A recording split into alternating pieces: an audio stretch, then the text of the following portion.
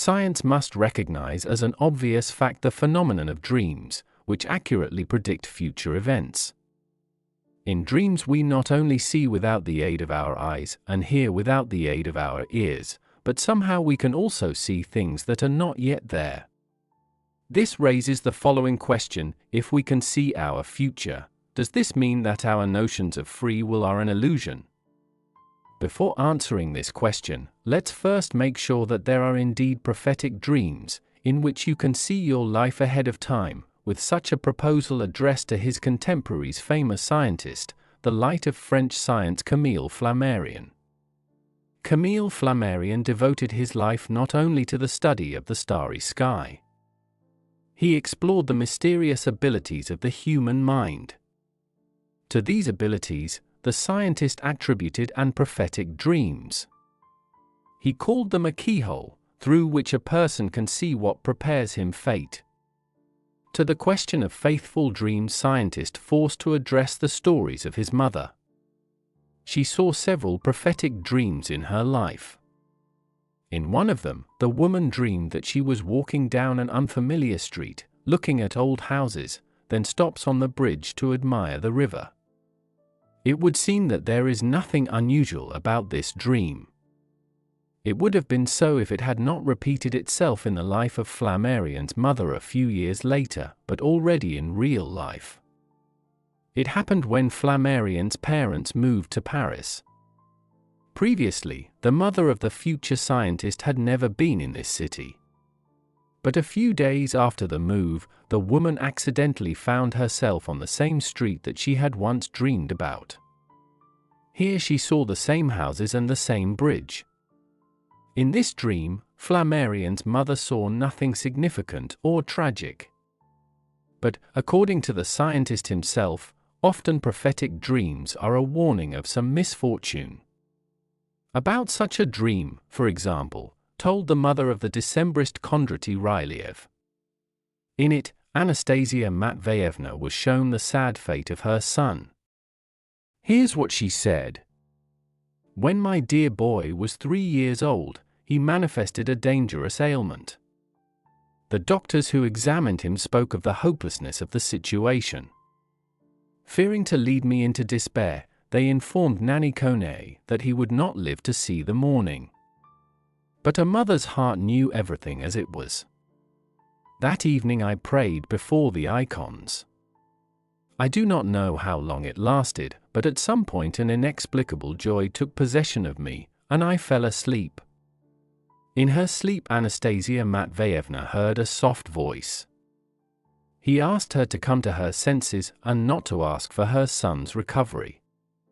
If your son dies, he will be spared future suffering, someone said. Trying to look at the speaker but not seeing him, the woman replied that she would give anything to keep her boy alive. The voice then commanded her to follow him. Following the voice, Anastasia Matveyevna found herself in a room where her son was sitting at the table. He was ruddy and healthy. Going into the next room, the mother saw that her son had become a young man. In the next room he was all grown up. Behind the new door another scene opened before the mother. Her son was surrounded by some faces. They were arguing about something.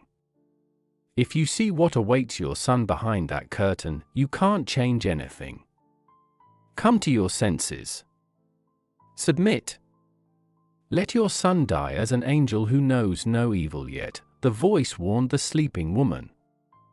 Anastasia Matveyevna continued to insist. She asked for the gift of life for her son. From the book Prophetic Dreams and Prediction of the Future, the curtain opened and she saw a noose. The woman cried out loudly and woke up. She got out of bed, walked over to the child, and saw that he was sleeping peacefully. His breathing was even and his cheeks were pink. The doctor, who arrived the next day, was astonished. "It's a miracle, he kept saying, looking at the healthy boy. Time passed, and the mother's dream was fulfilled with literal accuracy in all, even the smallest details, her son's youth, those secret gatherings, and finally, how tragically his life ended.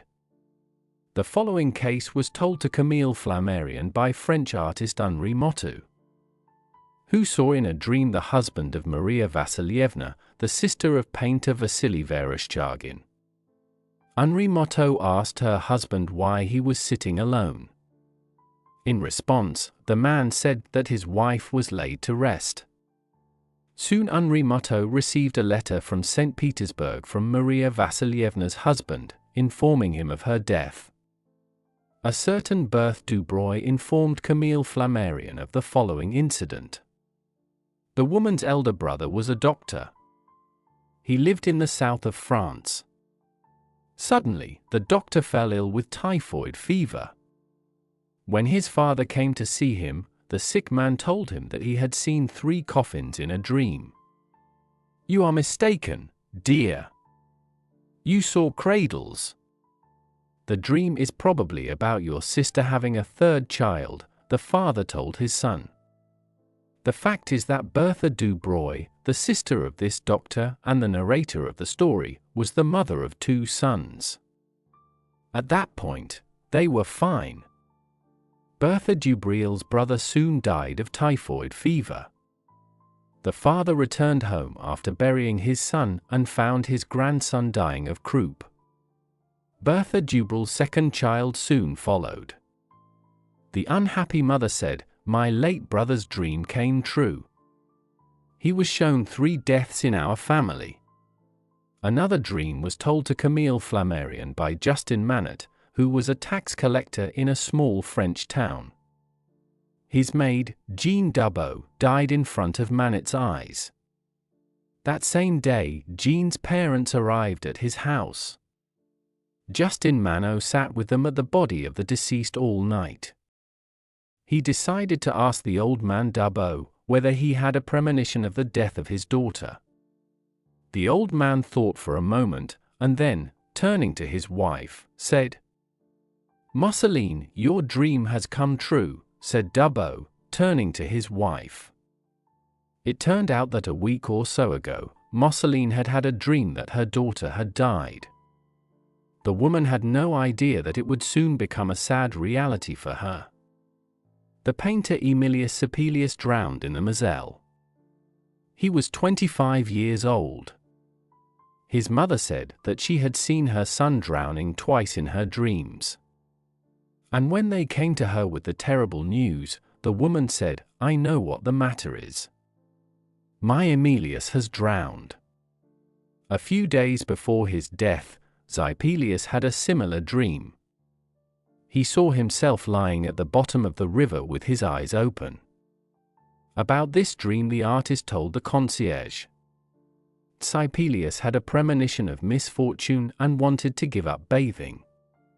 But after a hot day, he was tempted by the cool water and decided to take a dip.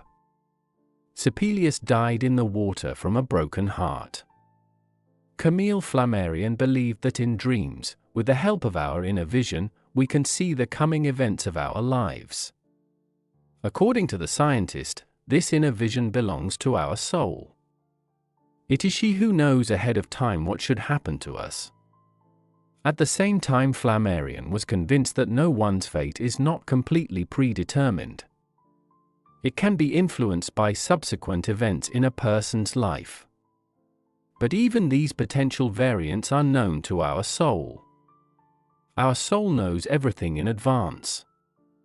About some events she can warn us in a dream. The famous Dr. Paracelsus called sleep a wakefulness, during which our invisible person begins to act. The existence of the invisible man was as obvious to him as the existence of the visible man of flesh. When the visible man sleeps, the invisible man gains freedom and merges with the realm of his prototypes, said Camille Flammarion.